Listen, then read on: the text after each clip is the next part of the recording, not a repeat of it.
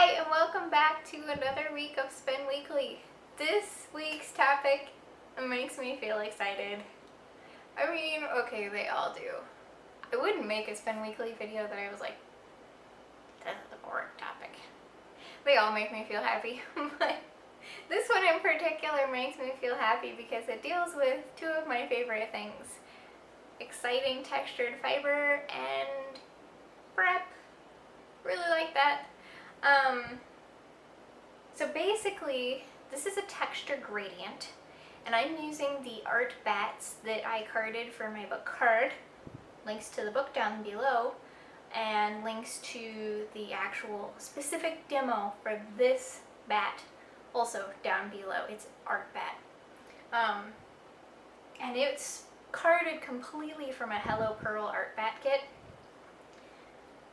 Mind blown. I never, ever stick to one creator when I create something. I mean, even when I do stuff for myself, I can't leave it alone. I have to dork with it. But the Hello Pearl art bat kit, it was so perfect. So awesomely curated that I just used it and I didn't add anything else. I didn't manipulate it. I just went with it.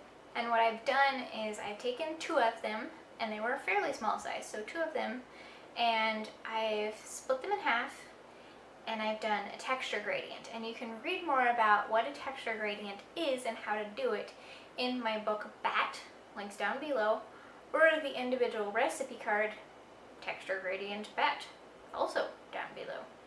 So I won't get into how I did it, but you'll kind of get a peek into it sort of intuitively during the demo. But basically what I've done is I've enabled myself to spin this one bat like 8 different ways all the way through. It's really exciting. And so when you apply it together and you scan it out, you get to see how it starts off super textured and ends up super smooth.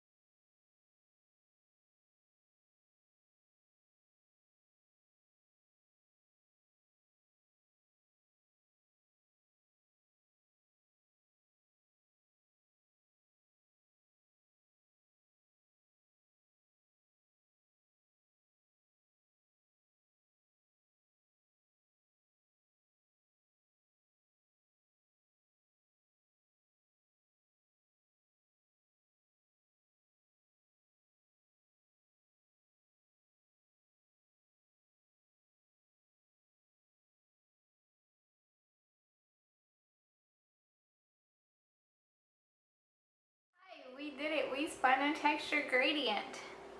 Here it is. It's a single and it's not set, so it's pretty twisty. So this yarn is a little funky in two ways.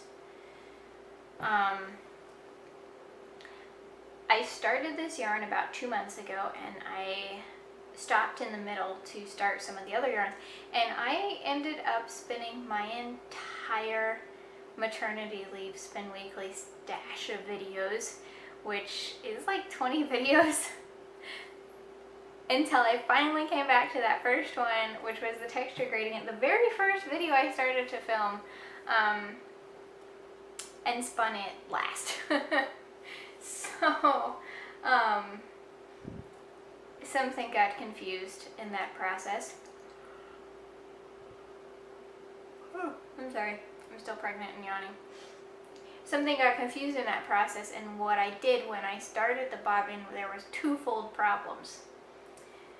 I started on the thin end of the texture gradient, when on my first bobbin I had started with the thick.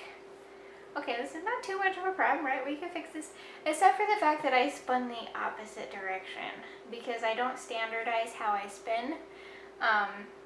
I've been spinning for years, and this is literally the first time I have encountered this problem. But I can already hear people, more like scientific spinners, saying, shouldn't you always spin your singles in the same direction so you don't have this problem? In my defense, like I said, I've been spinning for years, and this is literally the first time I've had this problem. So I'll probably continue with the fly by the seat of my pants method. So the original plan was to ply it together, thick with thick, all the way through thin with thin, to maintain that texture gradient, but also have the balance. Clearly, that did not work. I actually got it plied a couple of inches, and I was going, something's not working right. I don't know what's wrong. And then I realized and felt dumb. But what I decided to do is I kept them together, and I'm going to weave something out of it. I've been bugging my husband for a loom for like a month. But I might have mentioned that before. But my plan is to weave a shawl with it and see if I can work with that and actually emphasize the fact that they were spun in two different directions.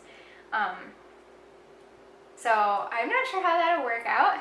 In my head, I'm gonna run a correctly spun single alongside to create like multiple depth. So just a plain single, very smooth, very classic, no fancy texture, just straight up roving single in a solid color next to it, and see if I can create some depth and some unity between the two and watch what happens. So those are my thoughts there. I feel a little silly bringing that to you because it was such a strange end. Not what I had imagined. But here on Spin Weekly, we think outside of the box, and we make mistakes, and we live recklessly with our fiber choices. Because so many things in life we can't be reckless about, and mistakes like that in other areas of our lives would be disastrous. Like, I don't know, if I wrote down my tax numbers backwards or something. You know, that would be a huge hassle. Whereas on the wheel, we have the freedom to not be perfectionists. So that's my thought there. I'm not bummed. I am a little embarrassed because I like to bring you stuff where I'm like, oh yes, I did something fantastic and it was flawless, and I didn't even try because I'm fantastic and flawless. But we all know that's totally not true. So that's what keeps these interesting. If it was always perfect, you'd be like, that's so boring. I might as well go watch like an interweave video where everything is fantastical. Those are good. That was not a bash on interweave. But you're on YouTube for some Grace Shalom Spin Weekly bonanza of excitement.